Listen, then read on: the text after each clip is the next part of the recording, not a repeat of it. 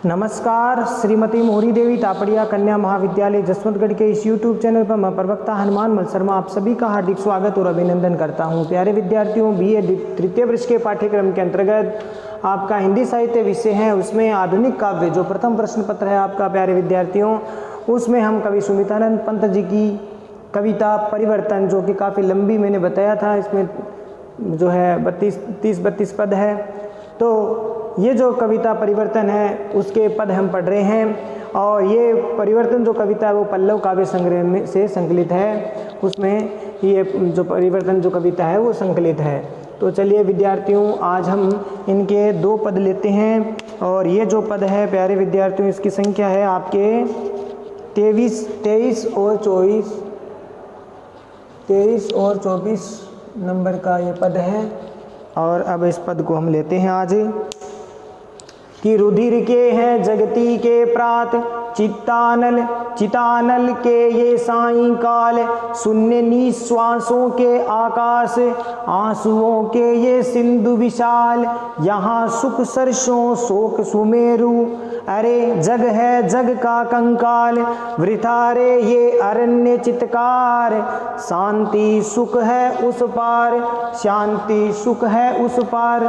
प्यारे विद्यार्थियों, इस पद में सुमितानंद पंत जी ने जो है संसार में जो परिवर्तन है, समय की जो गति है, उसकी भीषणता का वर्णन इसमें किया गया है। ठीक है, तो प्रस्तुत पद्यांश कवि सुमितानंद पंत जी द्वारा रचित पल्लव काव्य संग्रह में संकलित कविता परिवर्तन शीर्षक से उद्धृत है। और इसमें परिवर्तन की भीषणता का वर्णन है वो किया गया है। ठीक है, या जो परिवर्तन का जो दुष्प्रभाव है उसकी संवेदनात्मक चित्रण इसमें व्यंजना वो की गई है, संवेदनात्मक व्यंजना इसमें की गई है।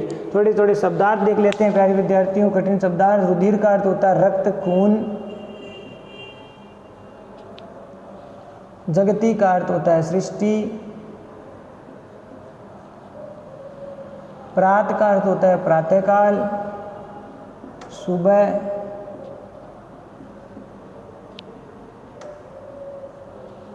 चितानल का अर्थ होता है चिता और अनल मन आग, चिता की आग।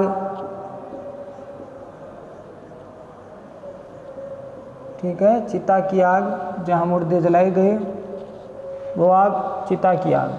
सायंकाल माने सायंकाल, शाम का जो समय है वो बताया इसमें। शून्य, सुना सुना, सुनसान, सुन्ना सा या फिर सुनसान,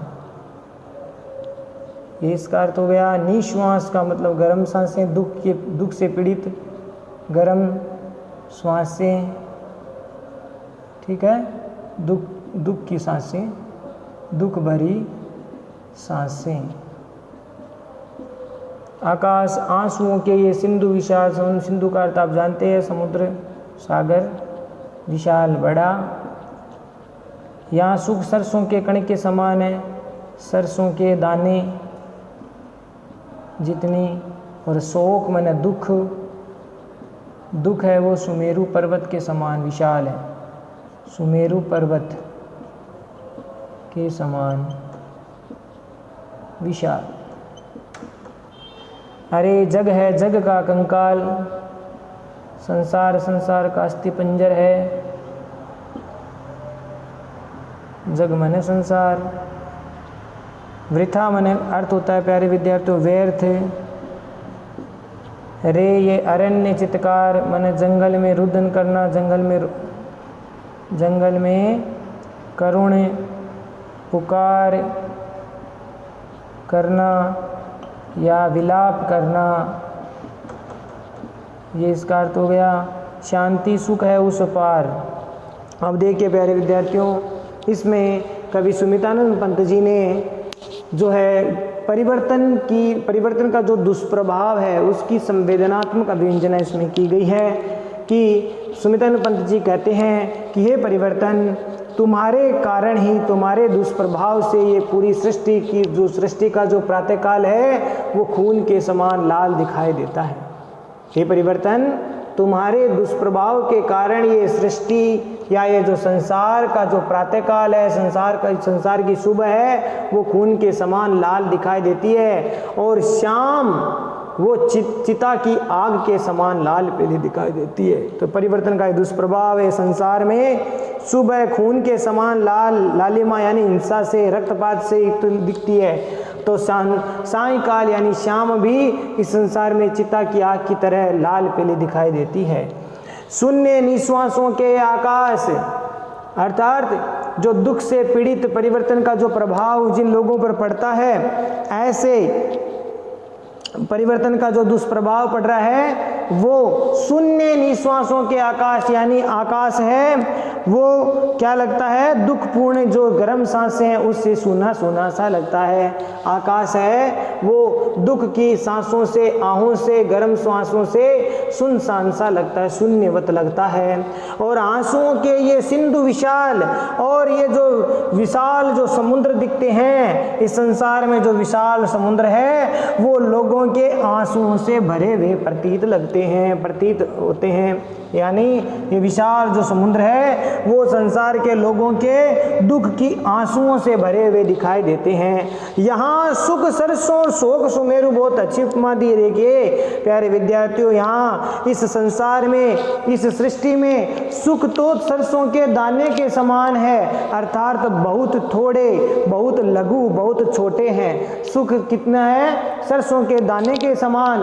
तो शोक सुमेरु, तो शोक है, दुख है, वो सुमेरु पर्वत की तरह विशाल दिखाई देता है। ठीक है, शोक की उपमा किससे दी है, दुख की उपमा किससे दी है, सुमेरु पर्वत के समान। अर्थात संसार में दुख तो है सुमेरु पर्वत के समान बहुत अधिक, और सुख सरसों के दाने के समान थोड़ा सा।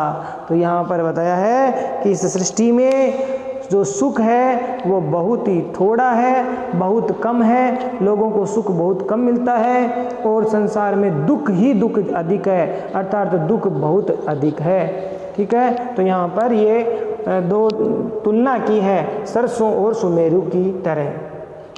ठीक है, जैसे राई का पहाड़ बना देना, इस प्रकार का यहाँ पर एक तरह से, जैसे राई छोटी सी होती है और पहाड़ बड़ा होता है, ऐसे ही यहाँ पर सुख सरसों के समान है और दुख सुमेरु पर्वत के समान विशाल है। बहुत अधिक जनता दुख प्राप्त करती है, सुख तो बहुत थोड़े लोगों को ही मिलता है। अरे जग है जग का कंकाल, अरे ये संसार तो संसार का स्वयं, संसार का अस्थि पंजर है। ये संसार तो स्वयं अपने संसार का ही अस्थि पंजर है, अर्थात इसमें स्वयं संसार है वो स्वयं दुख पाता सा, अर्थात निर्बल दुर्बल दिखाई देता है। वृथा रे ये अरण्य चित्कार, अरे संसार के लोगों इस परिवर्तन के सामने तो इसी प्रकार से जो है विलाप आप करोगे, दुख से व्याकुल होकर के लोग पुकार करते हैं, तो वह उसी प्रकार से नहीं सुनी जाती जिस प्रकार से अरण्य चित्कार यानी जंगल में कोई करुण पुकार, विलाप जोर जोर से रुदन करे तो उसको वहाँ कोई सुनने वाला नहीं होता है। जैसे सुनसान जंगल है, उस जंगल में कोई अपनी सहायता के लिए पुकार करे, विलाप करे तो उसको वहाँ पर सफलता नहीं मिलती, अर्थात उसकी पुकार नहीं सुनी जाती, वो उसके लिए क्या है, वृथा है यानी व्यर्थ है। तो यहाँ एक तरह से मुहावरे का प्रयोग किया गया है, अरण्य चित्कार यानी जंगल में रोना, अर्थात कोई उसकी बात को नहीं सुनता। तो यहाँ पर ये बताया है कि इस संसार में लोगों के द्वारा जो अपने दुख से व्याकुल होकर के जब वो रुदन करते हैं तो वह परिवर्तन कभी उनको सुनता नहीं है। ठीक उसी प्रकार से जिस प्रकार से जंगल में कोई विलाप करे तो उसको कोई नहीं सुनता, ठीक उसी प्रकार से यहाँ पर परिवर्तन है वो किसी की भी पुकार विलाप को नहीं सुनता। शांति सुख है उस पार, कवि ने कहा है कि इस संसार में तो केवल दुख ही दुख है, अशांति दुख और पीड़ा ही है, शांति केवल संसार के उस पार है, अर्थात मृत्यु होने के बाद में ही उसको शांति मिल सकती है। तो शांति संसार में, इस सृष्टि में मनुष्य को केवल अशांति, केवल दुख ही मिलता है। सुख और शांति तो केवल संसार के उस पार, उस किनारे पर है, अर्थात जब वह मृत्यु को प्राप्त करता है तभी उसको सुख और शांति मिल सकती है। बाकी इस परिवर्तन और समय के चक्र के कारण मनुष्य को इस संसार में जन्म लेने के साथ ही दुख का जो है उसकी दुख ही दुख उसको मिलता है। सुख को नाम मात्र के सुख होते हैं और पूरे जीवन भर वह दुख ही प्राप्त करता है। तो यहाँ पर परिवर्तन के दुष्प्रभाव का वर्णन वो किया गया है। आशा करता हूँ प्यारे विद्यार्थियों ये समझ में आ गया होगा, ठीक है ना। तो केवल दुख ही दुख मिलता है संसार में। विशेष वाले पॉइंट में आप लिख देंगे संसार को यहाँ पर सभी प्रकार के अशांति और दुख का कारण माना है। संसार को अशांति, दुख, पीड़ा, वेदना, कष्ट का कारण माना है, उस रूप से अभिव्यंजित किया गया है, उस रूप के बारे में यहाँ पर दर्शित किया गया है, ठीक है। और अरण्य रोदन जो है, अरण्य चित्कार, जंगल में करुण विलाप करना, ये मुहावरे का प्रयोग करके अर्थ की गंभीरता की जो सुंदर उचित अभिव्यंजना है वो इसमें की गई है, ठीक है। ये आप इसमें विशेष वाले पॉइंट में लिख सकते हो कि जंगल में रोना जो भाव व्यक्त किया गया, इसका तात्पर्य है कि परिवर्तन कभी किसी की नहीं सुनता, किसी की पुकार, दुख, पीड़ा से उसको कोई लेना देना नहीं है, वह अपनी क्रूरता, निष्ठुरता यूं ही दिखाता रहता है। तो इस प्रकार से ये मुहावरा का जो प्रयोग किया गया है ये अर्थ की गंभीरता की दृष्टि से उचित है। और विशेष वाले पॉइंट में आप लिख सकेंगे अलंकार, तो अलंकार इसमें अनुप्रास है और रूपक अलंकार की प्राप्ति हो रही है। तत्सम शब्दावली है, ठीक है प्यारे विद्यार्थियों। छायावादी शैली है,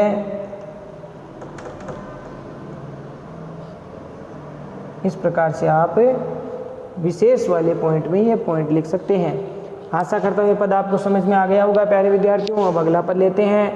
आह भीषण उद्गार नित्य का अनित्य नर्तन, आह भीषण उद्गार नित्य का अनित्य नर्तन, विवर्तन जग जग व्यावर्तन, विवर्तन जग जग व्यावर्तन, अचिर में चिर का अन्वेषण, विश्व का तत्व पूर्ण दर्शन, अतल से एक अकुल उमंग, सृष्टि की उठती तरल तरंग, उमड़े सत सत बुद्ध बुद्ध संसार, बूढ़ जाते निस्सार, बना से कत के तट अतिवात, गिरा देती अज्ञात, गिरा देती अज्ञात।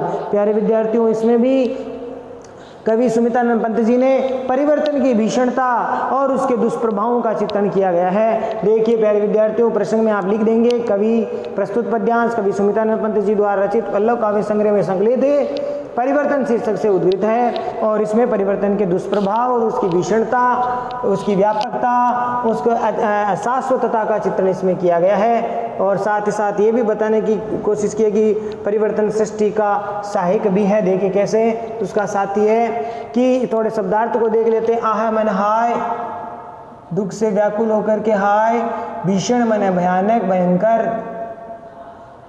भयानक। उद्गार का अर्थ होता है प्यारे विद्यार्थियों विचार, नित्य का अनित्य, नित्य माने शाश्वत, स्थिर का अनित्य यानी इसको हम कह सकते हैं अस्थिर या अशाश्वत।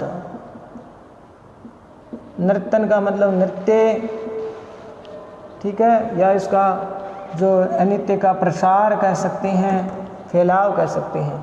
विवर्तन जग, विवर्तन जग माने संसार करवट लेता है, संसार करवटे बदलता है, विवर्तन माने करवट बदलना।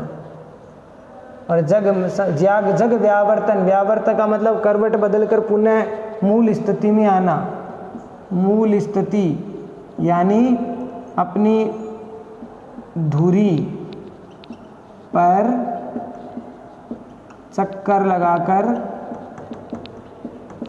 पुनः मूल स्थिति में आना। जैसे कोई गोलाकार चीज है तो वो उसको घुमाया जाता है तो वो घूम करके पुनः अपनी मूल स्थिति में आती है। इस प्रकार का भाव यहाँ पर व्यावर्तन, विवर्तन का उल्टा व्यावर्तन यानी घूम करके पुनः उसी स्थिति में आना, मूल स्थिति में आना। अचिर में, चिर का, अचिर का अर्थ हो गया यहाँ पर अनित्य में या अशाश्वत में, नित्य का या शाश्वत का, अन्वेषण यानी खोजबीन, विश्व का तत्वपूर्ण दर्शन यानी तत्वपूर्ण तात्विक चिंतन, तात्विक चिंतन। अतल का अर्थ होता है भीतरी भाग से, भीतरी भाग से, तल से। एक अकूल उमंग, अकूल मने शांत, उमंग उत्साह है, उमंग। सृष्टि की उठती तरल तरंग, चंचल लहरें। उमड़े सत सत, सत सत मने सैकड़ों, सैकड़ों। बुद्ध बुद्ध संसार का अर्थ हो गया बुलबुलों का संसार, बुलबुलों का संसार। और बूढ़ जाते, बूढ़ जाते का अर्थ होता है प्यारे विद्यार्थियों डूब जाते हैं। निस्सार का अर्थ लिखिए आप, समझिए सारहीन पदार्थ, सारहीन पदार्थ। और बना सेकत, सेकत का अर्थ होता है प्यारे विद्यार्थियों रेत, रेत का तट, किनारा, रेत का किनारा हो गया इसका अर्थ सेकत। और अतिवाद का अर्थ लिखिए, अर्थ समझिए आंधी, तूफान, आंधी। गिरा देती अज्ञात, अज्ञात जिसका पता नहीं है, ज्ञात नहीं है। अब देखिए इसका अर्थ प्यारे विद्यार्थियों, कवि सुमितानंद पंत जी कहते हैं कि हे परिवर्तन, तुम्हारा इस प्रकार से जो समय का जो गतिशीलता है, तुम्हारी जो गतिशीलता है वो अनित्य का नित्य नर्तन यानी शाश्वत और स्थिर का अस्थिर या अशाश्वत जो नृत्य है, जो प्रसार होता रहता है, वह वास्तव में हाय वह बहुत भयंकर विचार है तुम्हारा। ठीक है प्यारे विद्यार्थियों, कवि ये कह रहे हैं कि हाय कितना परिवर्तन, कितना भयानक विचार है तुम्हारा कि शाश्वत जो समय की गतिशीलता है उसमें अस्थिर या अशाश्वत जो नृत्य का नर्तन तुम्हारा हो रहा है, या शाश्वत में अशाश्वत का, स्थिर में अस्थिर का जो प्रसार हो रहा है, वह है परिवर्तन, हाय परिवर्तन, वह बहुत भयंकर तुम्हारा विचार है। और विवर्तन जग जग व्यावर्तन, अर्थात हे परिवर्तन जब तुम निश्चित क्रम से घूमते हो, गतिशील परिवर्तन है, पहिया परिवर्तन का जो पहिया जब चलता है, चक्र जब चलता है, तो विवर्तन जग यानी संसार करवटें बदलता है। समय की परिवर्तनशीलता के कारण, इस परिवर्तन के कारण पूरा संसार, क्योंकि परिवर्तन का प्रभाव पूरी सृष्टि पर, पूरी प्रकृति पर पड़ता है, इसीलिए यहाँ पर कवि ने कहा है कि ये विवर्तन जग यानी संसार को, संसार का परिवर्तन के कारण इस प्रकार से करवटें बदलना, और जग व्यावर्तन यानी पुनः उस करवट बदलकर पुनः अपनी मूल स्थिति में आना। जग व्यावर्तन यानी संसार पुनः अपनी दूरी पर चक्कर लगाकर उस मूल स्थिति में पुनः आ जाना। ये क्या है? अचिर में चिर का अन्वेषण। और इस प्रकार से ये अचिर यानी अनित्य, अशाश्वत में चिर का यानी नित्य या शाश्वत या स्थिर का। अचिर का अर्थ अनित्य, अशाश्वत या अस्थिर, चिर का अर्थ हो गया नित्य, शाश्वत और स्थिर। ठीक है, इस प्रकार से अचिर में चिर का अन्वेषण, अनित्य अशाश्वत, अस्थिर में नित्य शाश्वत और स्थिर का अन्वेषण यानी खोजबीन करना, यानी खोज, यही परिवर्तन का, विश्व का तत्वपूर्ण चिंतन दर्शन है। क्या यही विश्व का तात्विक चिंतन है? यही इस पूरे सृष्टि का तत्व मीमांसा या दर्शन है। ठीक है, इसमें यह भाव व्यक्त हुआ है। प्यारे विद्यार्थियों, बहुत थोड़ा दर्शन शास्त्र से संबंधित बातें इसमें आ रही है। कवि सुमितानंद पंत जी की दार्शनिक बात यहाँ पर दिखाई दे रही है परिवर्तन के विषय में। देखिए कि भाई ये संसार का जो क्रम है, गति है, वो इस प्रकार से चलती रहती है। संसार पूरा समय की परिवर्तनशीलता के कारण चलता रहता है, निश्चित क्रम से दिन रात ऋतुएं बनती रहती है, और उसका प्रभाव इस सृष्टि पर कभी आंधी तूफान रोग इत्यादि इनके द्वारा लोगों पर पड़ता रहता है, इस प्रकृति पर पड़ता रहता है। तो ये बात इसमें बताया है कि परिवर्तन के कारण संसार करवट बदलता है, और परिवर्तन के कारण ही पुनः मूल स्थिति को भी प्राप्त करता है। कहने का मतलब परिवर्तन सृष्टि को बनाने वाला है, सृष्टि का नियता है, निर्माण करने वाला है, यही पालन पोषण करता है, और यही से पुनः वो विध्वंस करता है, पुनः एक नई सृष्टि का निर्माण होता है। तो इस प्रकार से पुनः वो मूल चक्र को घूम करके पुनः मूल स्थिति को प्राप्त कर लेता है। तो ये जग का करवट बदलना, उल्टा पुल्टा करना, ये बात इसमें जो है संकलित की गई, बताने की कोशिश सुमितान पंत जी ने की है। तो इस प्रकार से यहाँ पर अनित्य और जो है शाश्वत जो चीज़ें हैं उनमें अशाश्वत में अनित्य में नित्य का अन्वेषण करना ही क्या विश्व का तत्वपूर्ण दर्शन है, क्या तात्विक चिंतन, यही तात्विक चिंतन है। अतल से एक अकुल उमंग सृष्टि की उड़ती तरल तरंग, अर्थात इस सृष्टि के भीतरी भाग से, इस सृष्टि के इस अतल से यानी भीतरी भाग से एक अशांत उत्साह है या उमंग है वो उठती है। इस सृष्टि के भीतरी भाग से एक अशांत उमंग है वो उठती है और वह इस प्रकार से उठ करके तरल तरंग, उठती तरल तरंग यानी चंचल लहरों के समान है वो चारों ओर छा जाती है। इस सृष्टि के भीतरी भाग से जो है एक उमंग, अशांत उमंग चंचल तरंगों के रूप में उठती है और पूरी सृष्टि पर छा जाती है। उमड़े सत सत बुध बुध संसार बूढ़ जाते निशार, और इस सृष्टि में, इस संसार में सैकड़ों सैकड़ों बुलबुलों का संसार वो उमड़ता है। इस सृष्टि में कवि कह रहे हैं, इस सृष्टि में सैकड़ों सैकड़ों बुलबुलों का जो संसार है वो उठता है, उमड़ता है। यानी कहने का तात्पर्य यहाँ पर बुलबुलों के द्वारा क्यों किया गया है, बुलबुलें जिस प्रकार से अनित्य हैं, अशाश्वत है, यानी ये पानी के जो बुलबुले होते हैं वो एक बार थोड़ी सी दूर में एक बार बन के और पुनः फूट जाते हैं, यानी पुनः जो है पानी में मिल जाते हैं। तो इसी प्रकार से मनुष्य का इस संसार का नियम है, इस सृष्टि की जो है मूल अवधारणा है कि पानी के बुलबुलों के समान ये सृष्टि उमड़ती रहती है और पुनः उसी पानी में मिलती रहती है। तो जो बूढ़ जाते निस्सार जो सारहीन पदार्थ है वो इस प्रकार से बुलबुलों के रूप में फिर से डूब जाते हैं। यही सैकड़ों सैकड़ों बुलबुले परिवर्तन के रूप में, परिवर्तन के द्वारा है वो उमड़ता संसार का निर्माण होता है और यही बुलबुलों के रूप में पुनः अपनी कार्य पूर्ण करके पुनः जो है मिल जाता है। तो इस प्रकार से ये हो गया विवर्तन का व्यावर्तन। ठीक है, तो एक प्रकार का चक्र वह पूर्ण होता है। बना सेकत के तट अतिवात गिरा देती अज्ञात, और परिवर्तन के कारण ये जो है ये जो संसार है बुलबुलों का वो सेकत के तट सेकत के तट यानी रेत के ऊंचे ऊंचे किनारे बना देता है।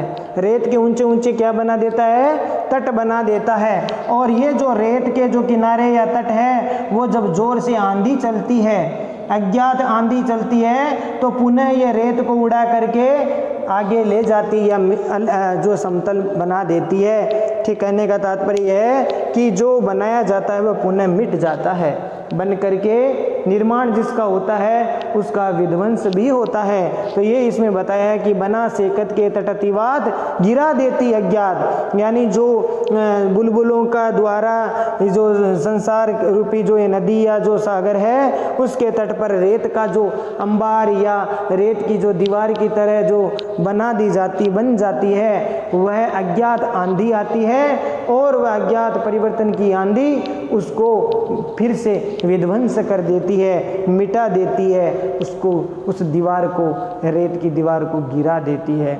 तो प्यारे विद्यार्थियों, थोड़ा सा ये दार्शनिक भाव से ओतप्रोत ये पद है। तो आशा करता हूँ मैंने समझाने की पूरी कोशिश की है। आशा करता हूँ ये भाव आपको समझ में आ गया होगा।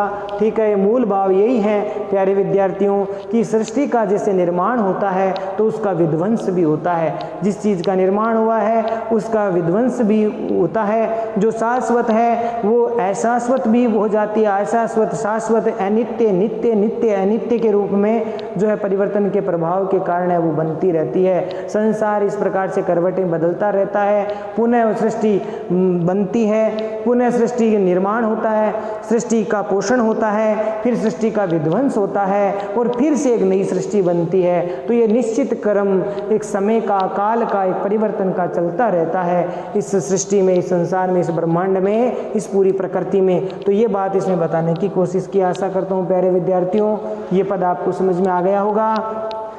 विशेष वाले पॉइंट में प्यारे विद्यार्थियों लिख लेना कि यहाँ पर परिवर्तन को सृष्टि के क्रम का एक साथी बनाया गया है, क्योंकि परिवर्तन के कारण ही सृष्टि का निर्माण होता है, परिवर्तन के कारण ही सृष्टि का पोषण होता है और परिवर्तन के कारण ही इस सृष्टि का विध्वंस या विनाश होता है। तो बनाने से लेकर के विनाश तक की जो प्रक्रिया है वो सब किसके कारण होती है? समय, परिवर्तन, काल के कारण होती है और फिर पुनः नया चीज निर्माण होते हैं। जैसे भाई सागर या नदी में जो पानी के बुलबुले बनते हैं, ये बनना क्या है? सृष्टि का बनना, और कुछ क्षण के लिए रहना ये पोषण है, और फिर फूट जाना ये क्या हो गया? विध्वंस होना है सृष्टि का। इसी प्रकार का क्रम ये, यानी जैसे भाई मनुष्य का शरीर है वो पानी के बुलबुलों के समान है, ऐसे ही ये पूरा संसार पानी के बुलबुलों की तरह नाशवान है, क्षण भंगुर है। जो है इस जो जीवन है वो क्षण भंगुर, नाशवान, नश्वर है। इसी का भाव इसमें व्यक्त हुआ है। और साथ ही साथ प्यारे विद्यार्थियों इसमें जो है आपके संसार की क्षण भंगुरता का भी चित्रण इसमें किया गया है। आत्मा की जो आपके नित्यता जो रूप है, आत्म तत्व की निरूपता का व्यंजन इसमें भाव व्यंजन हुआ है।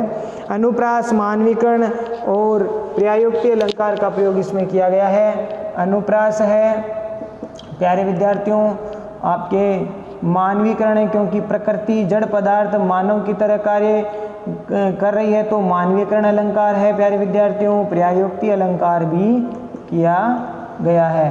तो इस प्रकार से यहाँ पर ये प्रयोग है वो अलंकारों का किया गया है।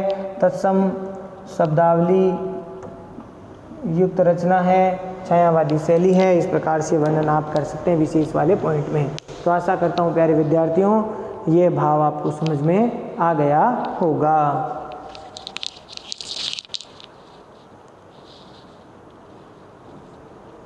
तो प्यारे विद्यार्थियों आज के लिए बस इतना ही। अगले वीडियो में फिर हाजिर होंगे परिवर्तन के आगे के पदों की व्याख्या को लेकर के। तब तक के लिए इन पदों की व्याख्या को ठीक से नोट्स बनाइए, इनकी याद कीजिए, ठीक है। इन शब्दार्थों को समझते हुए इनको याद कीजिए, इनके भावों को आत्मसात कीजिए, समझने का प्रयास कीजिए और चैनल को लाइक, शेयर और सब्सक्राइब कीजिए। जय भारत, जय हिंदी, धन्यवाद।